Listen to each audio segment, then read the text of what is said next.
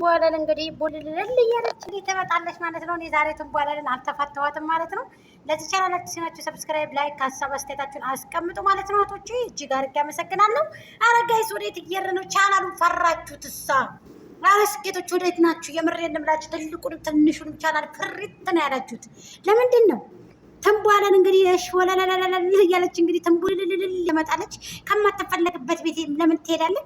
ከማትፈለግበት ቦታ ለምን ትገኛለህ? ከለለለለ ወለሉ አሁን ሰሞኑን እንግዲህ አስቀድማ ቪዲዮ መስራት አለባት። ምክንያቱም ሩቲና አብረሽ እንግዲህ አንድ ላይ ይመጣሉ ማለት ነው። ጫኔ ማለት ነው። መቼም ጫኔ ያዋቀደ ውሃ ድፋ ስለሆኑ ጫውት ስለሌላቸው አሞታ ቢስ ስለሆኑ እኔ ደግሞ አንድ ላይ አድርጌ አሽከረክራቸዋለሁ። ግድ የለኝም። ምክንያቱም የጥንቱ ስለሆነ ማለት ነው። ግን ስራው ነው የሚያስጠላው እንጂ እኮ ተጣላም እኮ ባለቤቱ ጋር። ግን ደግሞ ስራው በቃ ተውስሉት የማይመለስ የሰው ልጅ 1 ዓመት ይሰራል፣ 2 ዓመት ይሰራል። ይሄ ደግሞ እርሜ ልኩን በቃ ዶራል አባራሪ ዶራል ቀለዮቱ የማይጨነቅ ሽር ብሎ ዝንጥሎ በቃ ሚስቱ ጋር መቼ ነው ቤትክ እንደው እቤት ላይ እንደው እህሉን ቁርስ አድርገት በጠረጴዛ ዙሪያ የሰው ላይ ግማሽ ምን ይልዙ ጠረጴዛ ዙሪያ ላይ ቡናህን ጠጥተህ ምግብህን እየበላህ ምግብ ብልጥ አካሊት አቤት ለበቅ ቶሎ ድረሽ ቪዲዮ ልንሰራ ነው። እሺ ዛሬ ምንድነው አይዲያችን? አንድ ጉርብ አላችሁ፣ ትልቅ ጉርብ አላችሁ ተመስርቶ የቤተሰቡ ጉርብ ተመስርቶ ዛሬ እንደዚህ አይነት አይዲያ ነው የምናካሄደው። አንደኛችሁ እንዳይሰፋችሁ ይባላል።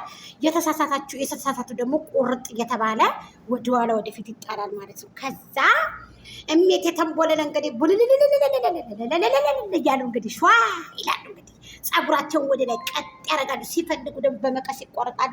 ሲፈልጉ ደግሞ ቃርጋ ይመጣሉ። ሲፈልጉ ደግሞ ተሰርተው ፊታቸውን አድርጎልጎሎ ይመጣሉ። እሜት የተንቧለ ሰሞኑን ደግሞ ጊታሩ ነው የሚያጫውታቸው። እሺ ኮለለ ይላሉ ማለት ነው። እሜት የተንቧለ ደግሞ እኛ ካንቺ በላይ ደግሞ ወሬና መፈትፈቱ ደግሞ አያቅተንም።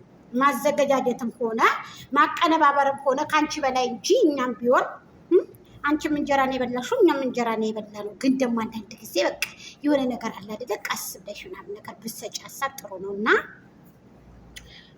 በጣም ዶራሉ አሳምኖሻል አንቺን ከመናገር ማለት ነው።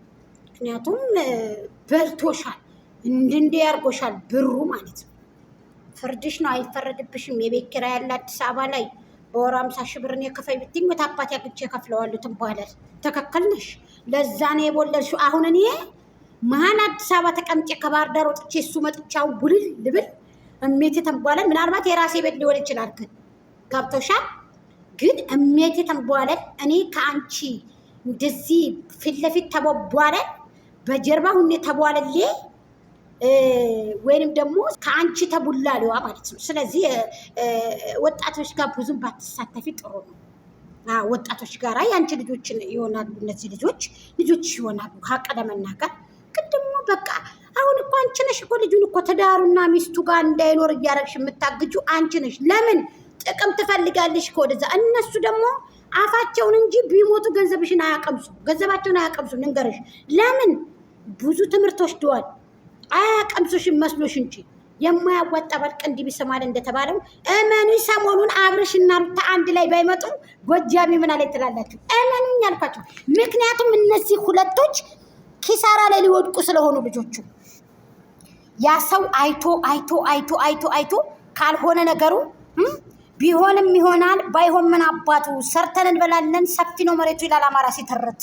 ስለዚህ ደግሞ በቀኔኑ አስረግጬ የምነግርሽ እሜቴ ተንቧለል ትንቡዬ አትንቧለ እየመጣሽ ልብስሽን አሞለሽ ቂጥ ለብቻ ሆድ ለብቻ ቦርጭ ለብቻ አትሽከርከሪ፣ አታስመሲ። በቃ ይበቃሻል ማለት ነው። ስለዚህ በቃ አሁን እነዚህ ሁለቱ ጥንዶች ደግሞ ማለት ነው የጥንቶቹ ጣቶቹ አንድ ላይ ሆኖ ሲመጡ እሜቴ ተንቧለል ከኋላ ቀርተው እንግዲህ ቡልልልል ይላሉ። ከዛ ደግሞ የጫኔ ፋሚሊዎች እንግዲህ ግልብጥ ብለው ወደ ሩቲ ችክላዎች ይላሉ። ላማን ላይ በሰማይ ወተቷንማ ላይ እችው ይላሉ። እንግዲህ የተበደለ መስሏቸው የታመመ መስሏቸው ነው እንጂ ሩታን ጠልተዋት አይደለም።